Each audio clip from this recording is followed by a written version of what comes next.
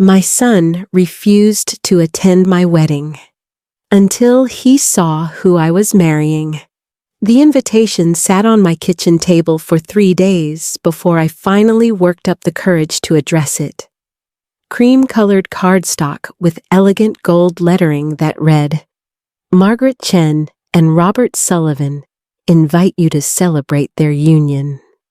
52 years old, and I was sending wedding invitations like a nervous bride half my age. I smoothed my hand over the envelope addressed to my son, Jason, and his wife, Melissa. My stomach churned with anxiety. This conversation wasn't going to be easy. "Mom, seriously?" Jason's voice crackled through my phone speaker that evening, dripping with disbelief. "You're actually going through with this?" I took a steady breath. "Yes, honey. Robert and I are getting married next month." "Robert," Jason repeated, his tone mocking. "The janitor." "He's a maintenance supervisor," I corrected quietly, though I hated that I felt the need to defend the man I loved based on his job title. "Oh, excuse me, maintenance supervisor." I could practically hear Jason rolling his eyes. "Mom, Dad's been gone for 2 years. 2 years, and you're jumping into marriage with some guy who cleans toilets for a living?" My jaw tightened. "Your father has been gone for 3 years, Jason, not 2. And Robert does far more than that. He manages the entire facilities department at Riverside Hospital." "At a hospital where you were a nurse?" Jason shot back. "Don't you see how this looks?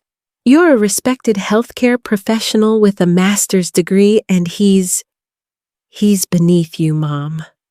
Way beneath you." The words stung more than I wanted to admit. "Jason Michael Chen, I raised you better than to measure people by their job titles." "I'm being realistic. What do your friends think? What does Dad's family think?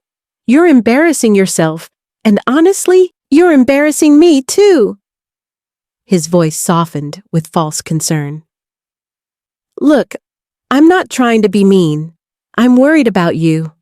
You're vulnerable right now. This Robert guy, how do you know he's not after your money? Dad left you pretty comfortable." I closed my eyes against the familiar ache of grief mixed with fresh hurt. "Robert doesn't want my money." "How do you know? Have you gotten a prenup? Because if not, you're being incredibly naive." "We've discussed our finances openly," I said, keeping my voice level. "We're both adults who've lived full lives. We know what we're doing." "Do you?" Jason challenged, "because from where I'm standing, it looks like you're making a huge mistake. Melissa agrees with me, by the way." Of course she did. Melissa, with her designer handbags and country club memberships, had made her opinions about appropriate social circles abundantly clear since she'd married Jason 5 years ago. "I love him, Jason. I know that probably doesn't matter much to you right now, but it's the truth. After your father died, I didn't think I'd ever feel alive again." Robert changed that. There was a long pause. "I'm not coming to the wedding." My heart dropped. "What?" "I can't support this. I won't stand there and watch you make a fool of yourself. And I'm telling you right now, when this falls apart, and it will, don't come crying to me." "Jason, I have to go. I have a conference call." The line went dead. I sat in my kitchen, the phone still pressed to my ear, tears streaming down my face. My only child, the boy I'd raised, the man I'd been so proud of, was refusing to attend my wedding. Robert found me an hour later, still sitting at the table, the invitation to Jason unsealed beside my cold cup of tea. "Hey," he said softly, his weathered hands gentle on my shoulders. What's wrong, Maggie? Robert Sullivan was not a conventionally handsome man. At 57, his face was lined from years of hard work, his hands calloused, his hair more gray than brown. But his eyes, those warm hazel eyes, held more kindness than I'd ever known. Jason's not coming, I whispered. Robert pulled out the chair beside me and sat down, taking my hand. He didn't say anything at first, just held me. And I loved him even more for understanding that sometimes silence was the best comfort. He called you names, didn't he? Robert finally asked. About me. Robert. It's okay. I knew this might happen. He squeezed my hand. Maggie, I need you to understand something. I'm not going to pretend I come from Jason's world. I don't have a college degree. I work with my hands. I drive a 10-year-old truck. If you're having second thoughts... No, I said firmly, turning to face him. Absolutely not. I love you. I want to marry you. I wish my son could see what I see. Robert's smile was sad. Give him time. This is hard for him, losing his dad, watching you move on. He'll come around. But as the weeks passed and the wedding drew closer, Jason didn't come around. He didn't return my calls. When I drove to his house one Saturday, Melissa answered the door with an apologetic smile that didn't reach her eyes. Margaret, this really isn't a good time. Jason's at the golf course. Then I'll wait. Melissa's smile tightened. Look, I'm just going to be honest with you. Jason's hurt. You're rushing into this marriage with someone who isn't exactly what we expected for you. It's not personal against Robert. It's just that we care about you, and we want to make sure you're protected. Protected from what? Happiness? From making a mistake you'll regret. Melissa lowered her voice, glancing back into the house. Jason told me about the prenup conversation, or lack thereof. Margaret, you have assets. Your house is paid off. You have David's life insurance and retirement funds. What does Robert have? I felt my face flush with anger. A good heart. That's not going to pay the bills if things go south. I'm not having this conversation with you. I turned to leave, then stopped. Tell Jason I love him. Tell him he'll always be my son, and his father would be disappointed in how he's behaving. Melissa's face paled, but I didn't wait for her response. 2 weeks before the wedding, I sat in my wedding dress in the bridal shop, surrounded by friends who'd rallied around me. Sarah, my best friend since nursing school, stood behind me, adjusting my veil. You look beautiful, Maggie, she said softly. Jason should be here, I whispered, watching my reflection blur with tears. When I imagined this day, I imagined him walking me down the aisle.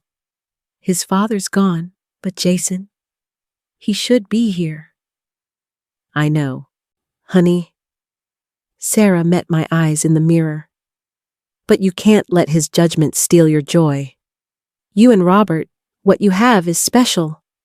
I've watched you come back to life these past 2 years. Don't let anyone make you feel ashamed of that. But the shame lingered anyway, like a shadow I couldn't shake. At the rehearsal dinner, I felt the absence of my son like a physical wound.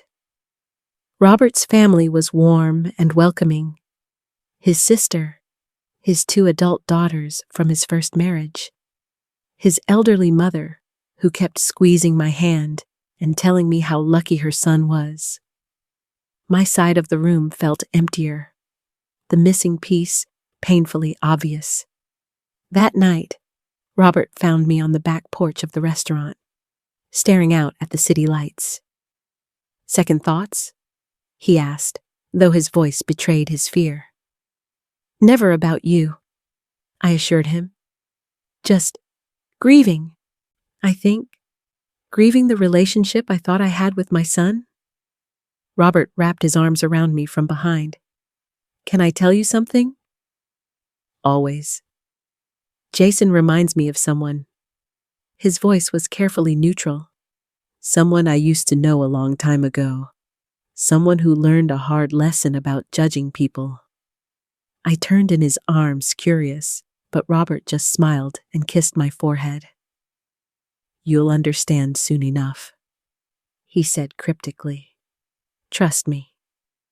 The morning of the wedding arrived with brilliant sunshine that felt like a blessing. I'd chosen a small, intimate venue, a historic mansion with gardens overlooking the river.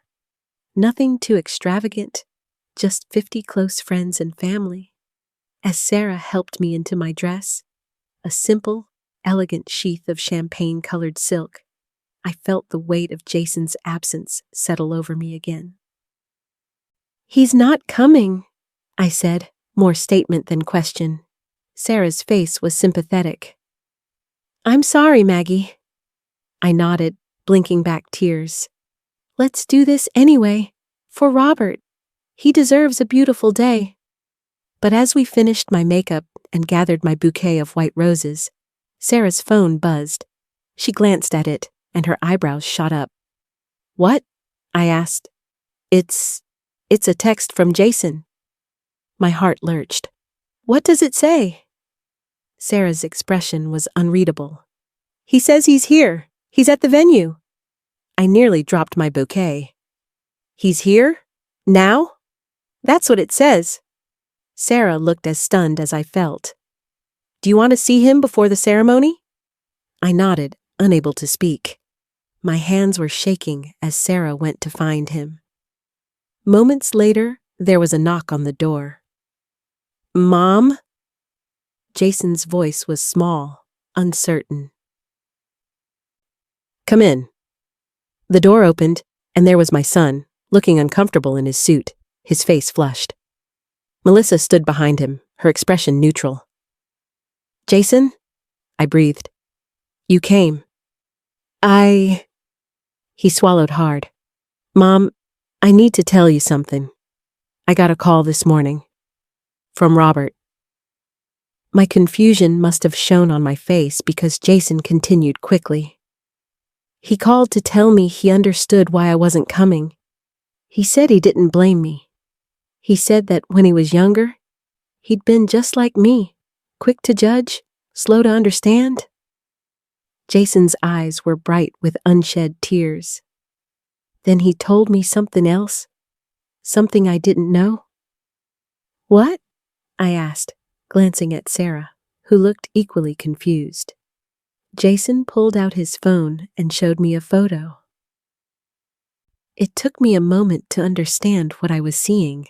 A much younger Robert in a military uniform, medals on his chest, standing beside someone in a wheelchair. That's your father, Jason said quietly. In the wheelchair. This photo was taken at Walter Reed Medical Center 35 years ago. I stared at the photo, my mind reeling. I don't understand. Robert served in Vietnam with Dad. They were in the same unit.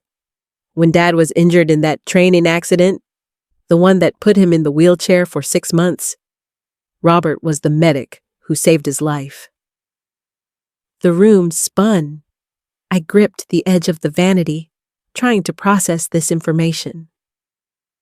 You didn't know? Melissa asked, speaking for the first time. I shook my head numbly. David never. He never mentioned. Robert told me Dad made him promise not to tell you. Jason continued, his voice thick. Dad wanted you to love Robert for who he is now, not out of gratitude for what he did then. Robert's been honoring that promise for 2 years, even while Jason's voice broke. Even while I treated him like garbage. I felt tears streaming down my face. Robert saved your father's life? More than that. Jason scrolled to another photo. This one showing papers, official documents. After Dad's injury, his career was in jeopardy. He was facing a medical discharge. Robert testified about Dad's character, helped him get reassigned to a desk position that saved his military career. Because of Robert, Dad was able to continue serving, which led to his promotion to colonel, which led to his Pentagon position, which gave us the life we had. I couldn't breathe. All these years, all the stories David had told about his military service, about his recovery from that injury, he'd never once mentioned Robert by name. There's more, Jason said softly. He pulled out a letter, yellowed with age. Robert gave this to me this morning. It's from Dad, written a month before he died.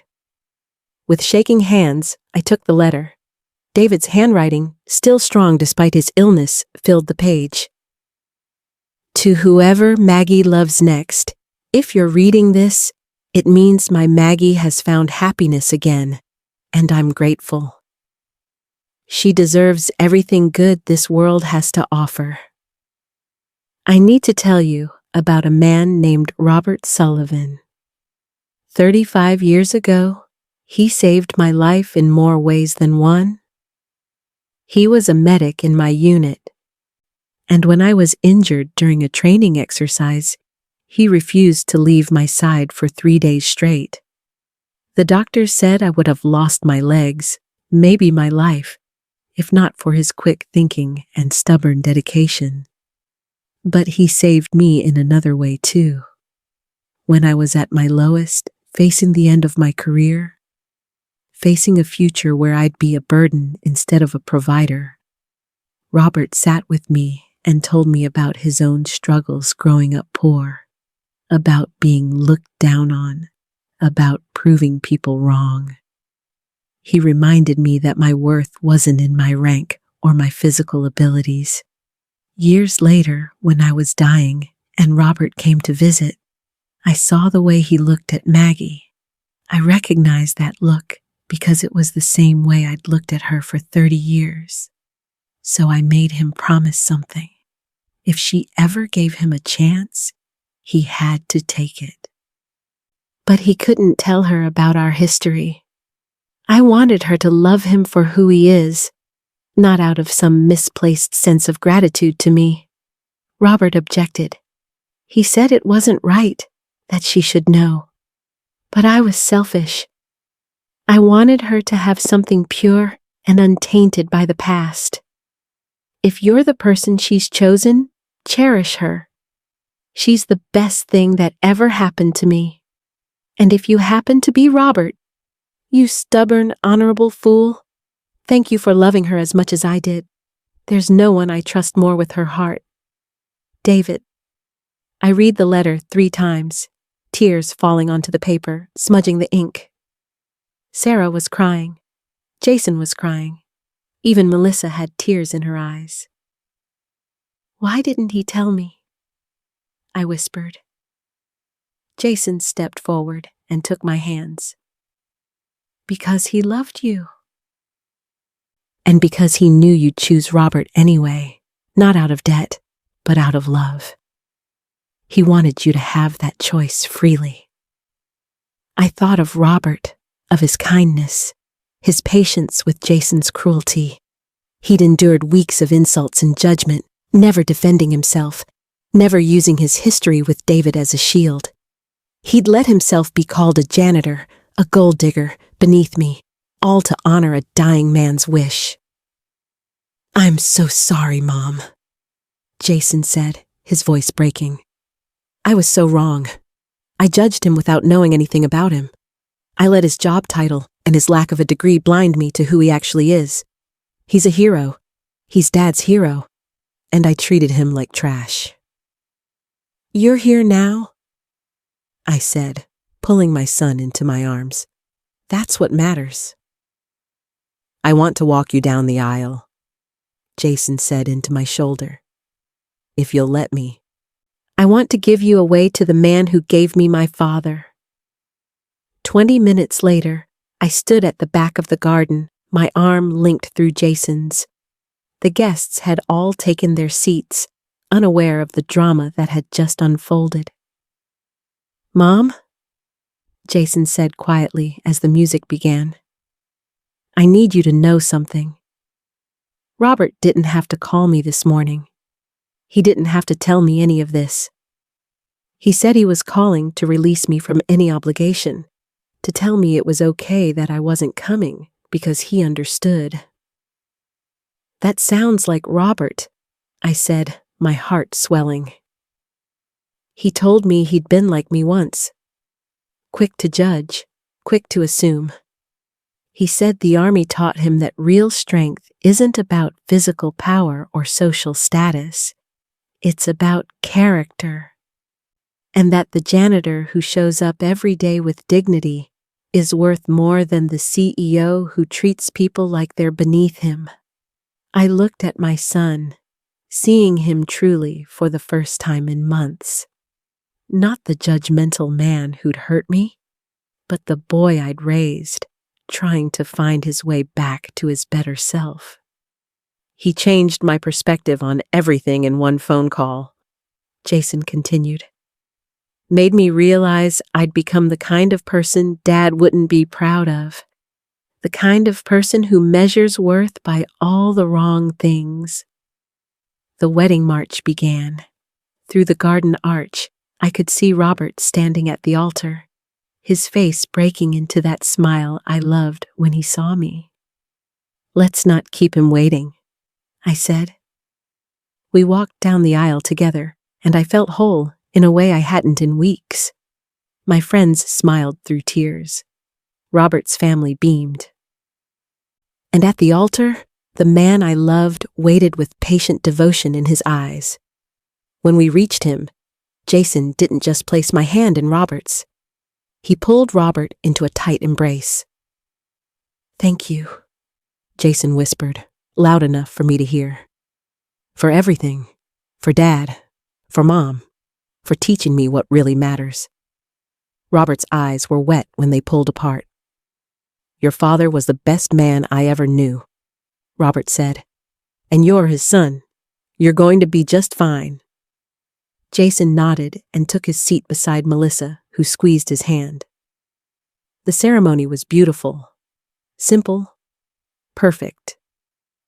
When the officiant asked if anyone objected, Jason stood up, and for one heart-stopping moment, I thought he might actually... I'd like to say something, Jason announced. The guests murmured in confusion. Robert squeezed my hand.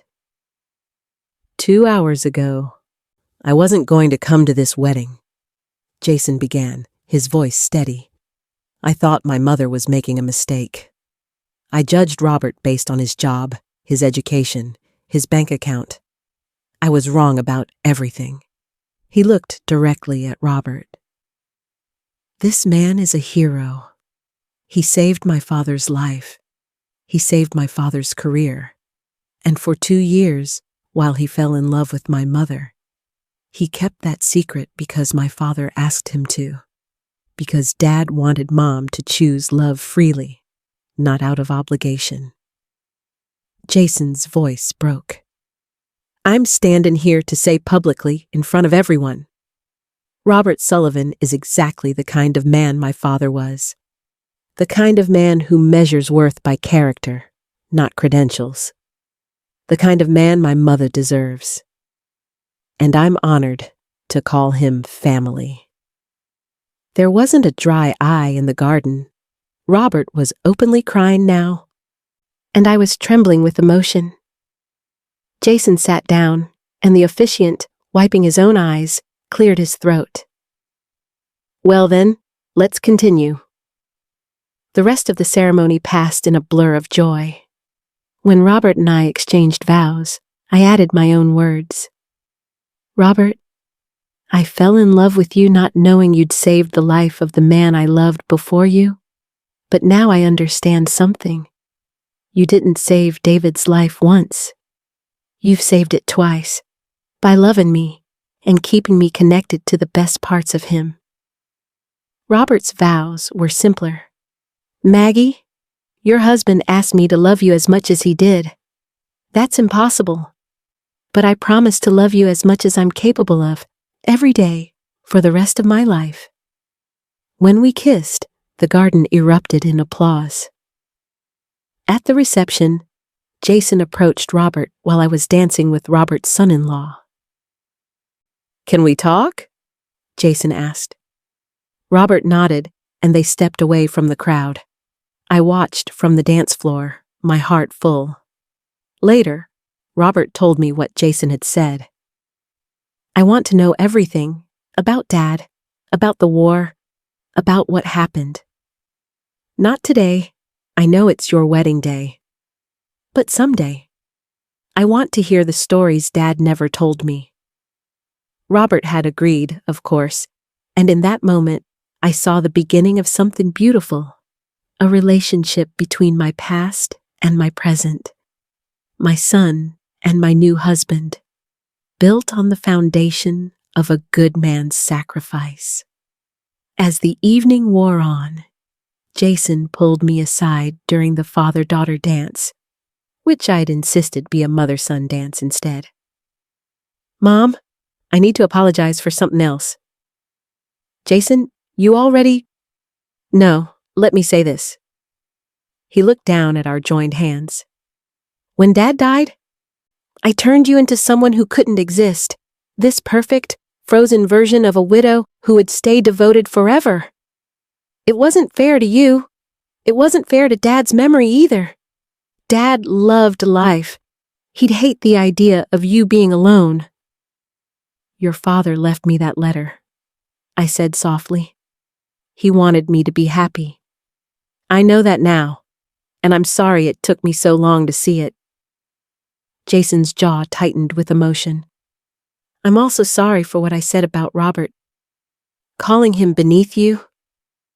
God, Mom, he's one of the best men I've ever met, and I knew him for 15 minutes on the phone. You were right. You raised me better than that. You're here now."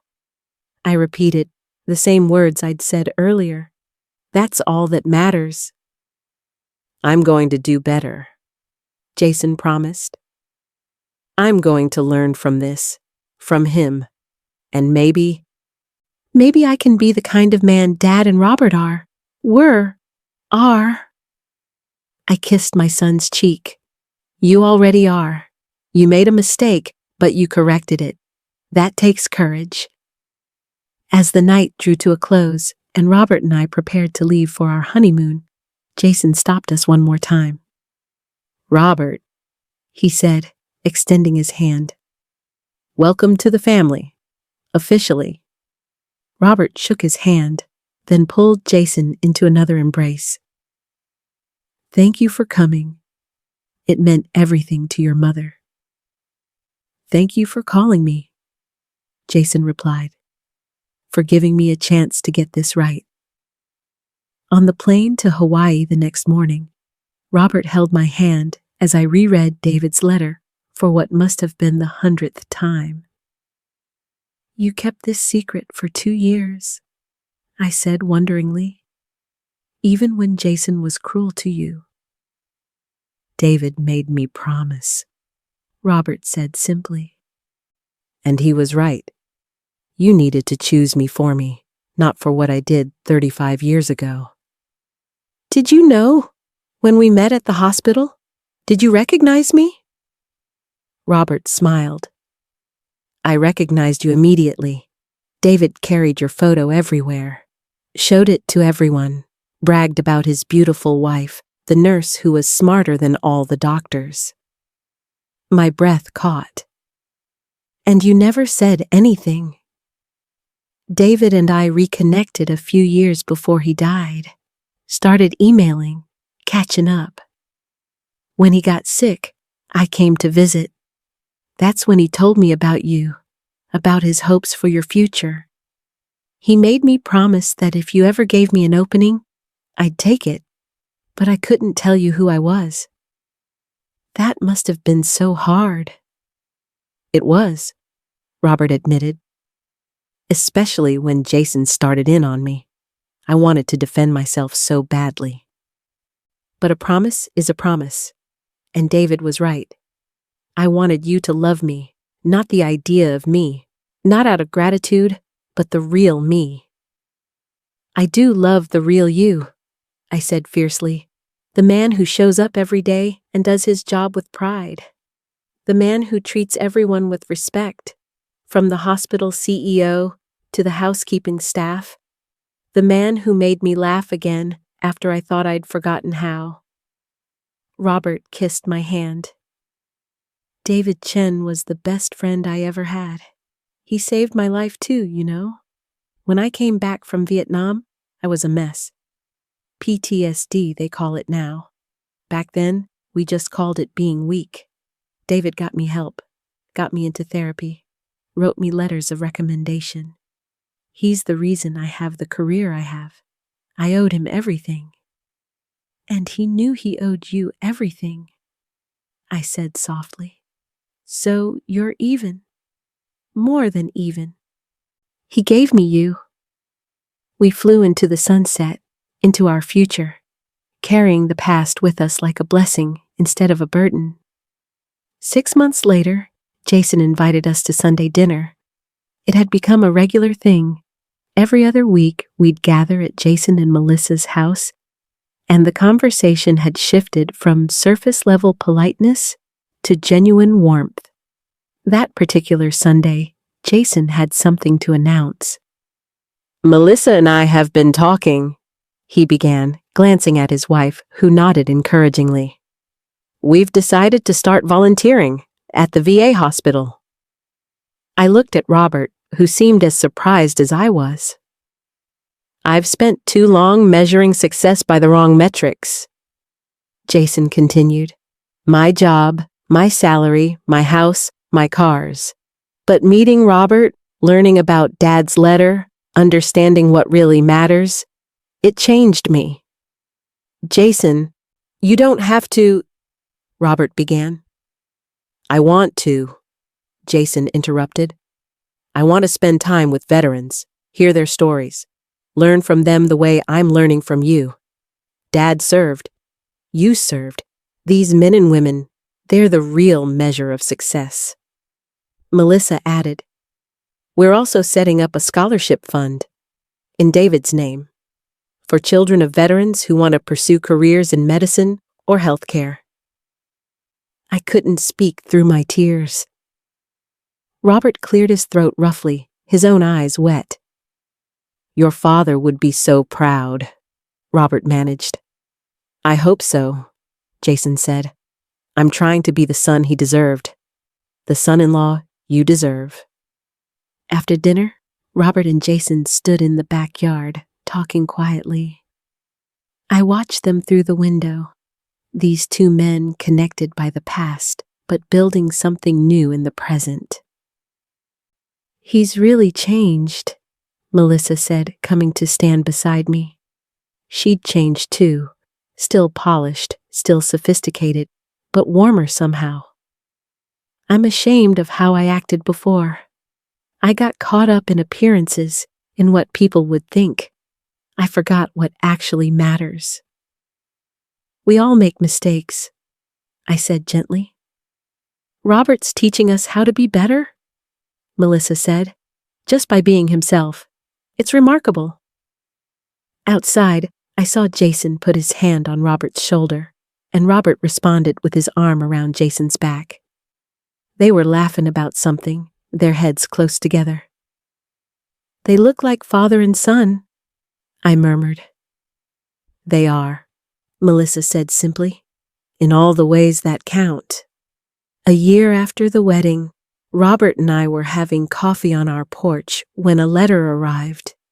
It was from the Department of Veterans Affairs, informing Robert that he'd been nominated for a Civilian Service Award for his decades of volunteer work with veteran support groups, work I'd known nothing about. Robert Sullivan, I said, shaking my head in wonder. What else don't I know about you? He grinned sheepishly. I volunteer at the VA on Tuesday evenings. Have for 20 years. 20 years.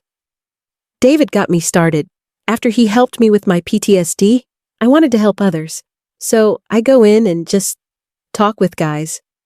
Let them know they're not alone. I set down my coffee cup. You never mentioned this. Didn't seem important. Robert, you're incredible. You know that, right?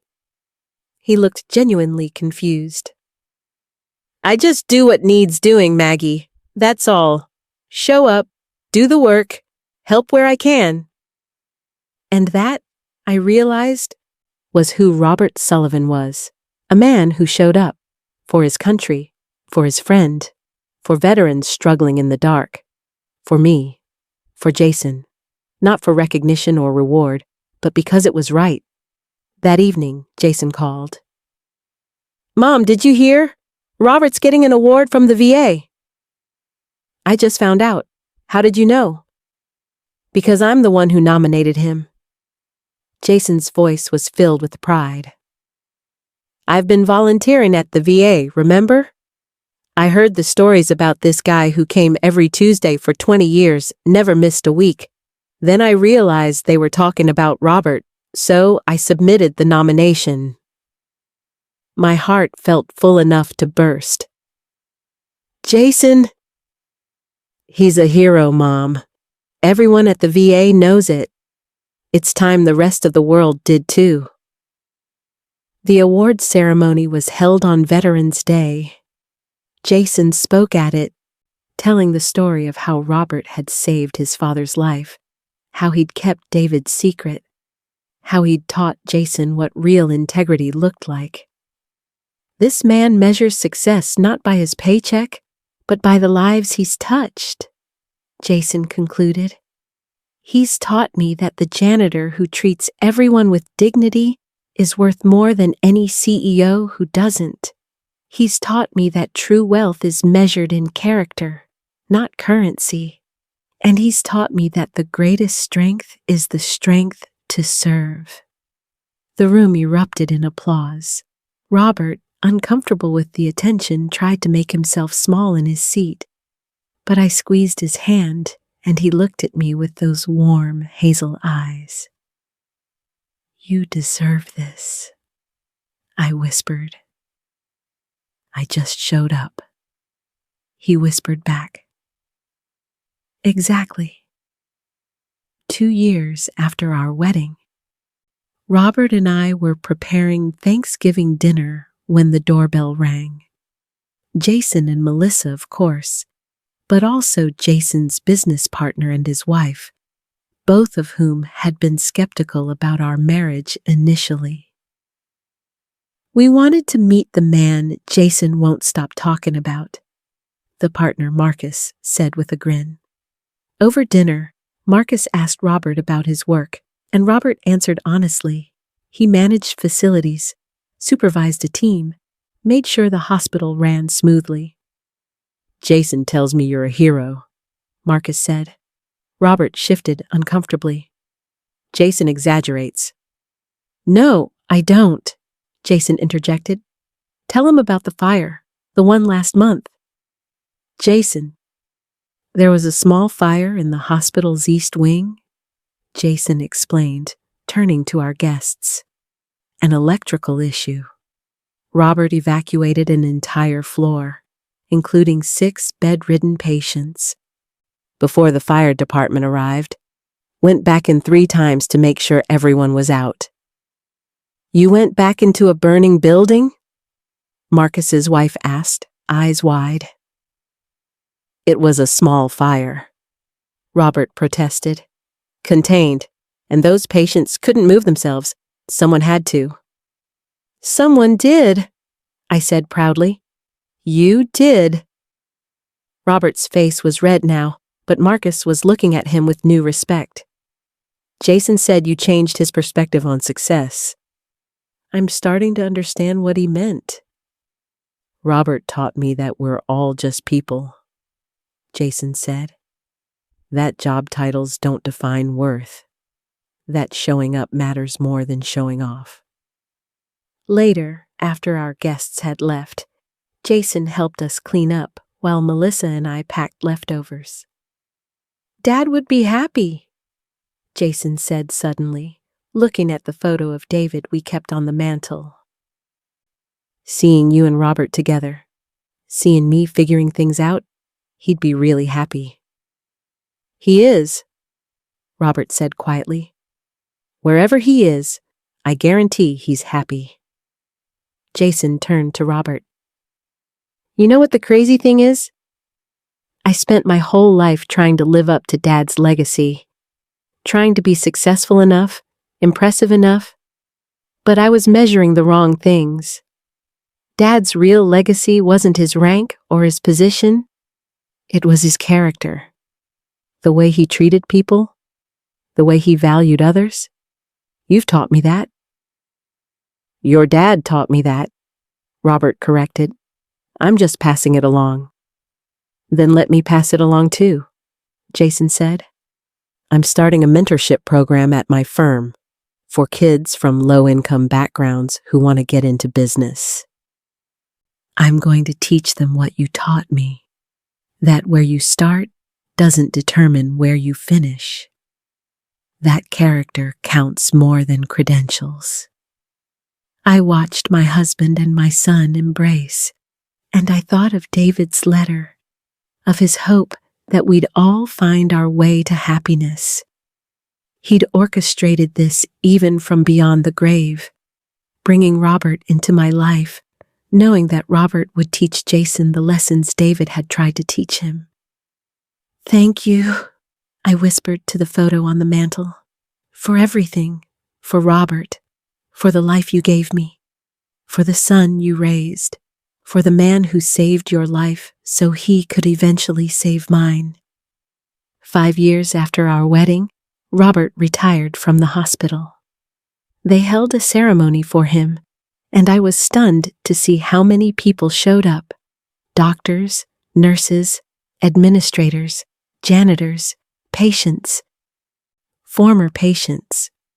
One by one, they told stories of Robert's kindness, the time he stayed late to help a scared child find her mother, the way he knew everyone's name, the free car repairs he did on weekends for staff who couldn't afford mechanics. "Robert Sullivan is the heart of this hospital," the CEO said in her speech. "He's proof that you don't need a medical degree to heal people." Jason and Melissa sat beside me, both crying. Their 2 children, David, age 3, and Margaret, age 1, played quietly with toys, unaware that they were witnessing their grandfather's triumph. After the ceremony, as we were leaving, a young man in scrubs stopped us. "Mr. Sullivan?" he said nervously. "I don't know if you remember me. My name's Carlos. You caught me stealing food from the cafeteria about 10 years ago." Robert studied him, then smiled. "Carlos Mendez, you were in nursing school." "You remember?" Carlos said, amazed. "Of course I remember. How'd you do on your boards?" "I passed, top of my class." Carlos's eyes filled with tears. "Because of you? You could have reported me. I would have been expelled. Instead, you asked why I was stealing. I told you I was broke, couldn't afford food and tuition. You helped me get a hospital scholarship, wrote me a recommendation, checked in on me every week." "You did the hard part," Robert said. "You studied, you showed up. Because you believed in me when no one else did." Carlos turned to me. "Your husband changes lives, Mrs. Sullivan. He changed mine." On the drive home, I looked at Robert with